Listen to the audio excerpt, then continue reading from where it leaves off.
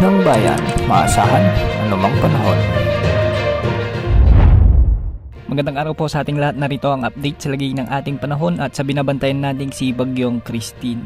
Bagyang kumikilos papalapit sa kalupaan ng Northern Luzon, si Bagyong Christine, at ngayon ay nasa silangan pa rin ng Aurora.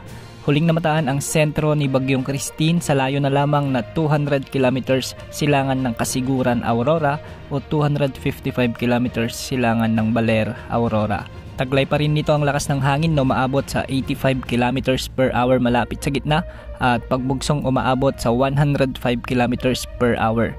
Kumikilos ito ng 30 kilometers per hour ng north-northwest. Sa ngayon nakataas pa rin ang signal number 2 sa bahagi ng Ilocos Norte, Ilocos Sur, La Union, Pangasinan, Apayao, Abra, Kalinga, Mountain Province, Ifugao, Benguet, Cagayan kasama na ang Babuyan Islands, Isabela, Quirino, Nueva Vizcaya, Aurora, Nueva Ecija, Bulacan, Tarlac, Pampanga.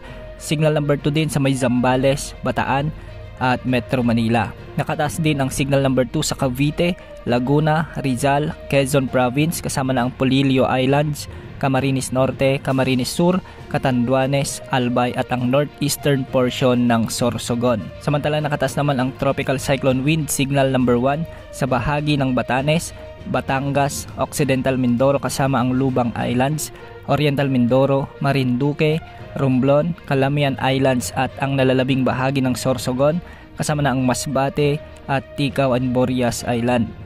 Nakataas din sa Visayas ang signal number 1 sa may Aklan, Capiz, Antique kasama na ang Kaluya Islands, sa may Iloilo, Guimaras, ang northern portion ng Negros Occidental, ang northern portion ng Negros Oriental, ang northern at central portions ng Cebu Province, kasama na ang Bantayan Islands at Camotes Islands. Signal number 1 din sa may Bohol, Eastern Samar, Northern Samar, Samar Province, Leyte, Biliran at Southern Leyte. Samantalang sa Mindanao, nakataas pa rin ang signal number 1 sa may Dinagat Islands and Surigao del Norte, kasama na ang Siargao Bucas Grande Group of Islands. Base sa pinaka-latest na forecast track ng Bagyong Christine, ayon sa Pag-asa, sa loob ng 12 oras ay patuloy itong kikilos ng northwest o hilagang kanluran bago ito kumilos ng pakanluran sa nalalabing bahagi ng forecast period.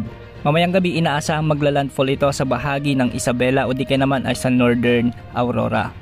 Babaybayin nito o lalakbayin nito ang mga kabundukan sa may northern Luzon hanggang sa makarating ito sa may West Philippine Sea o sa kanluran ng Ilocos Region bukas ng umaga. Posibleng makalabas ng ating area of responsibility si Bagyong Christine pagsapit naman ng Friday o October 25. Ayon sa Pag-asa, posible pang lumakas si Bagyong Christine bago ito maglandfall sa may Isabela bilang severe tropical storm. Ibig sabihin nito, mas lalakas pa ang dala nitong hangin bago tumama sa mga kalupaan ng Northern Luzon. Mapapanatili nito ang kanyang lakas habang binabaybay ang mga kalupaan o kabundukan ng Northern Luzon bago lumabas sa bahagi ng La Union o di kaya naman ay sa Ilocos Sur. Posible rin itong lumakas muli pag nakarating na ito sa may West Philippine Sea bilang typhoon category. Sa ngayon nga ay patuloy na binabaha at inuulan ng napakalalakas na pagulan ang maraking bahagi ng Bicol Region kasama na ang ilang bahagi ng Calabarzon. Mas maraming lugar pa ang posibleng makaranas ng malalakas na pagulan